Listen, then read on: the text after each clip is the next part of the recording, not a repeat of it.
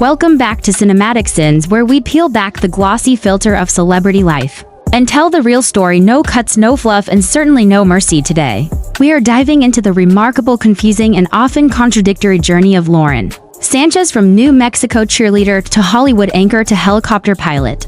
To the face of a $50 million spacefaring engagement, Lauren Sánchez is not just a plus one.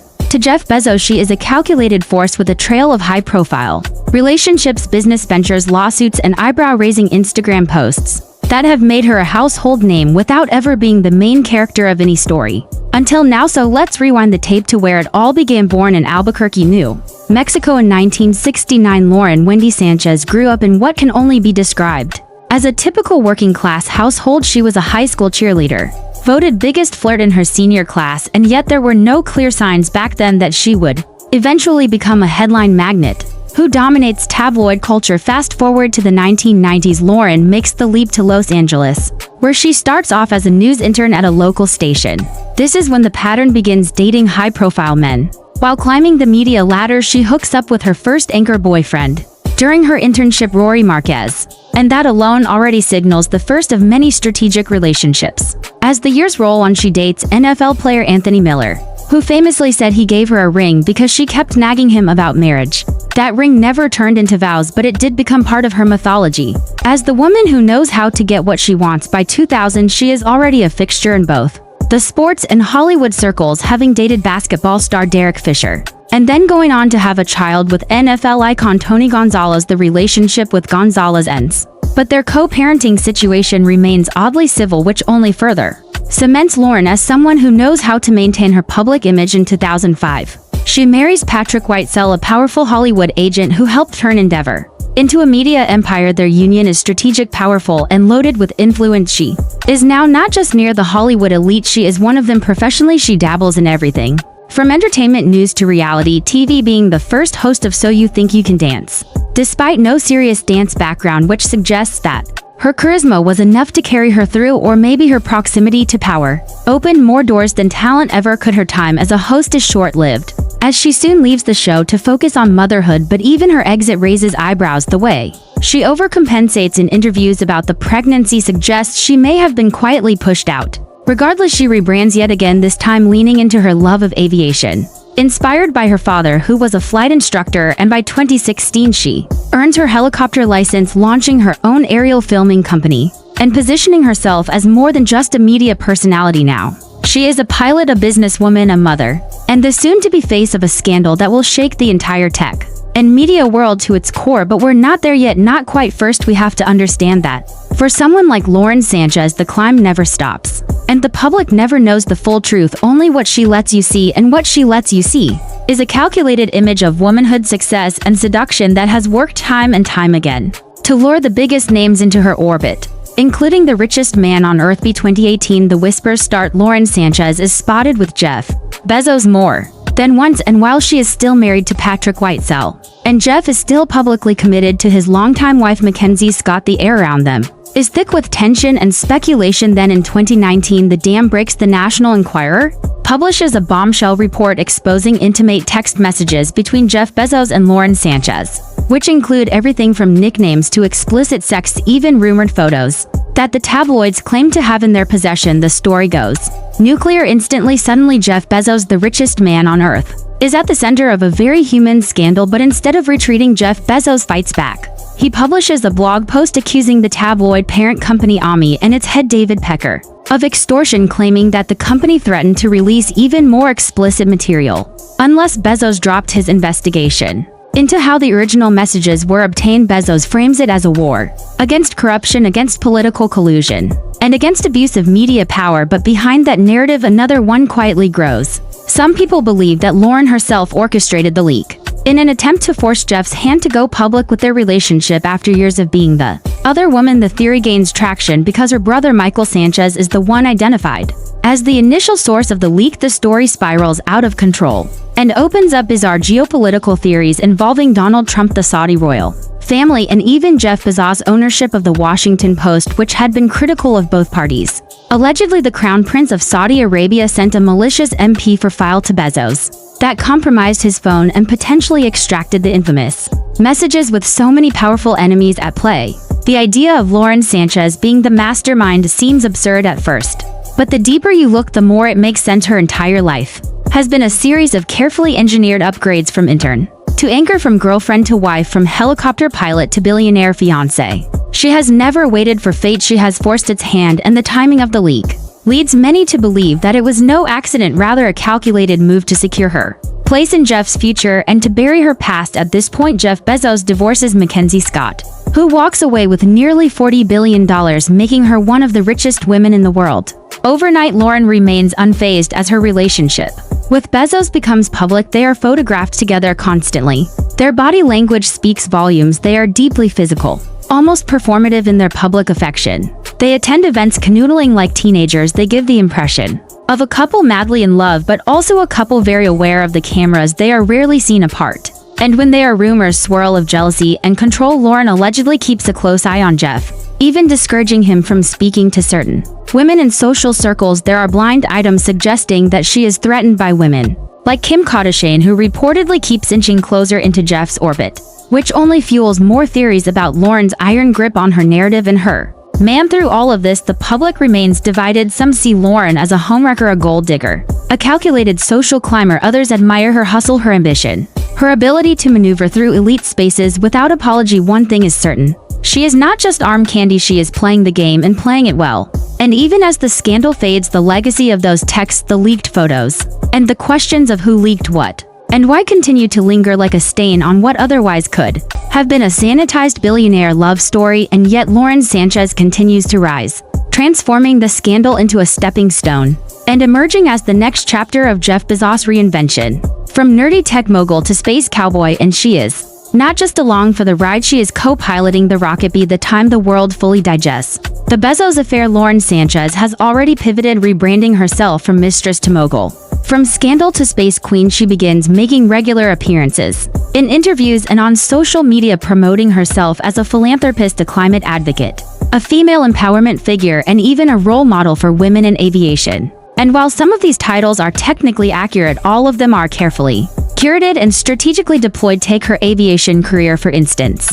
After getting her helicopter license, Lauren launches Blackout Aviation, a company that specializes in aerial film production. The venture sounds ambitious and forward-thinking, and it is, but it also doubles as a way to film Jeff Bezos' space launches for Blue Origin, turning her passion into a business and her business into a relationship. Perk: she frames this as a symbol of independence, as a woman pioneering in a male-dominated space, but the timing of it all suggests that her aviation dreams just happened to materialize once she began dating a man who owns a rocket company. Not suspicious at all. Similarly, her climate advocacy raises eyebrows. She begins promoting earth-friendly recipes and 3-ingredient vegan meals in Instagram videos, often filmed in luxurious settings. She speaks about the importance of sustainability and preserving the planet while simultaneously vacationing on yachts, flying private, and launching rockets for fun. The contradiction is hard to ignore. She launches a campaign for climate-friendly Fridays at the same time Bezos is funding multi-billion-dollar space tourism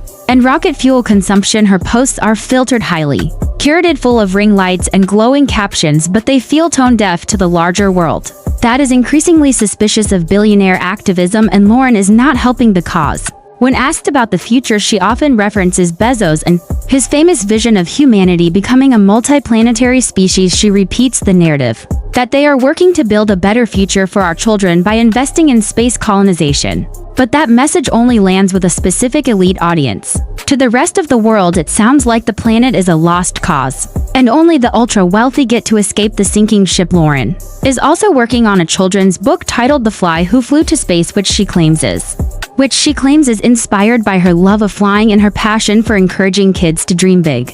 The book is meant to be a personal and empowering project, but it becomes controversial when her longtime personal trainer accuses her of stealing the concept. According to reports, the trainer Alana Zabel had shared the idea with Lauren over a 16-year friendship and had even discussed collaborating on a story about animals going to space. The overlap in their stories is almost impossible to ignore, and while the lawsuit has not made major headlines, it adds yet another layer to the pattern. Lauren sees an opportunity, and she moves swiftly to capitalize on it. Critics point to this as further proof of her opportunism. Fans defend it as business savvy. Either way, it adds fuel to the fire that Lauren Sánchez is always several moves ahead and always focused on the endgame. which at this point seems to be a permanent seat at the table of billionaire royalty in 2023. That vision inches closer to reality when Jeff Bezos proposes and the couple finally gets engaged. The engagement is heavily publicized and quickly followed by a Vogue feature that is meant to showcase their down-to-earth love, but instead ends up being one of the most unintentionally hilarious PR pieces of the year. The photo shoot is awkward. The outfits are strange, the tone is out of touch. They are dressed like Western cosplay influencers, standing in the middle of Texas while discussing their vast ranches, rocket programs, and custom margaritas. Bezos even jokes about salted rims, while a staffer fetches deli salt from a space-themed village they named Astronaut Village. The entire article reads like satire, but it is not, and what is meant to humanize the couple instead turns them into cartoon villains of wealth, privilege, and delusion. And Lauren Sánchez remains at the center of it all, smiling, laughing, and leaning in for another overly posed kiss, while the rest of the world wonders if this is the future or just the final form of capitalism. Lauren Sánchez understands something most people never will, which is that fame is rarely about talent and almost always about timing, control, and access. She has never pretended to be the most talented news anchor, the best journalist, the most accomplished pilot, or even the most beloved figure in Hollywood. What she has mastered is the art of proximity, the power of being adjacent to greatness and turning that adjacency into her own brand. For years, she floated through the margins of media spaces, attaching herself to powerful men and reinventing her public persona with each passing relationship. It is not accidental, it is a strategy built on relentless adaptation. When the anchor career stalled, she shifted to entertainment news. When that faded, she moved into motherhood, then reality TV, then aviation, then tech. And now she is an unofficial ambassador of space. Billionaires, somehow always just ahead of public perception. Lauren is also one of the first celebrity figures to weaponize Instagram as her personal PR machine. Her content is highly manicured, full of posed kitchen shots, mid-air selfies, and life lessons. She often pairs these with captions about growth, ambition, and overcoming dyslexia, all of which are real parts of her story, but they are selectively shared and often paired with visual excess, whether it is her promoting climate-friendly hummus recipes while wearing designer activewear or flying over carbon-choking cities in a chopper. The contradiction is the point. It feeds the algorithm. It keeps people talking, and that is what Lauren has always done best, staying relevant. Even when it is not clear what exactly she does, she becomes a mirror of what people project onto her. Some see a manipulative opportunist, others see an ambitious survivor. The truth lies somewhere in the blurred middle. Take her appearances at major events, like the Met Gala or the recent presidential inauguration, where she arrived in a dress so form-fitting that it immediately made headlines and spawned think pieces about decorum, influence, and performative wealth. Her presence always sparks conversation, and that is the currency of modern fame. Her power is not in silence, it is in volume and saturation, and always being part of the narrative. Whether through blind items, tabloid leaks, or a strategic appearance on a yacht, every step Lauren takes seems designed to keep the spotlight on her. And while the press speculates about her wedding plans, the real story might be how she has redefined what it means to be a modern consort. To power in the past, billionaire wives were expected to remain behind the scenes, playing the quiet,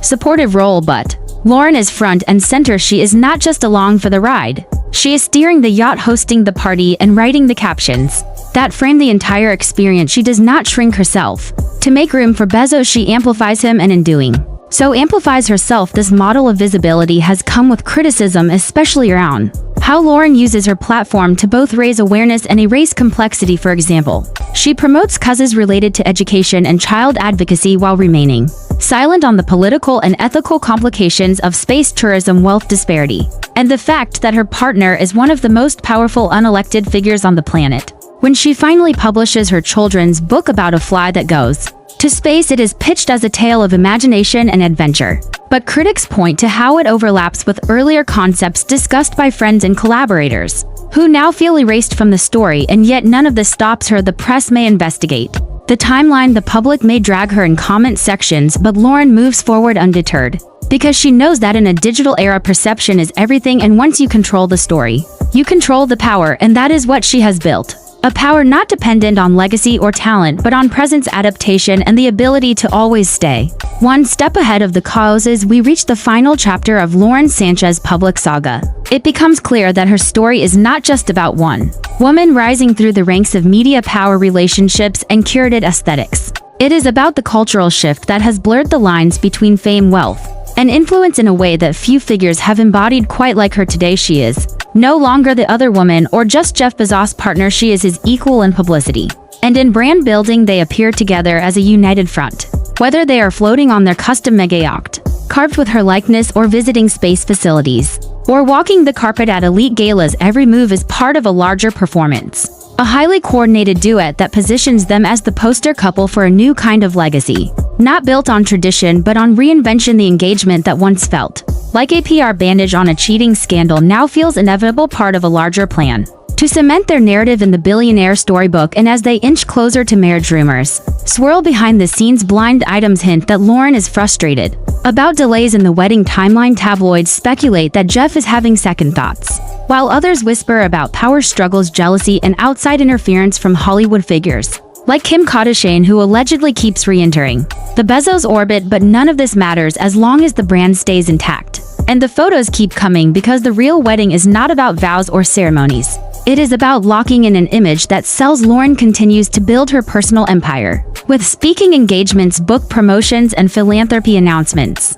She champions dyslexia awareness, opens up about motherhood, and presents herself as a multi-dimensional figure, someone who overcame hardship, someone who has range, someone who is real. But critics still wonder how real it all is. Every time she posts a new climate tip or poses next to a space capsule, it feels less like an honest moment and more like a simulation of authenticity. And maybe that is the final twist. Lauren Sánchez has not just reinvented herself, she has reinvented the concept of the billionaire girlfriend into something far more complex. She is part influencer, part mogul, part life coach, and part rocket muse, and none of it works unless you suspend disbelief and go along with the fantasy she has created, like a high-gloss science fiction film that knows exactly what it is selling and who it is selling to in the end. Whether you admire her ambition or question her tactics, what cannot be denied is that Lauren Sánchez is the product of a culture that rewards visibility over virtue, strategy over sincerity, and spin over substance. She is not an anomaly, she is the blueprint for a future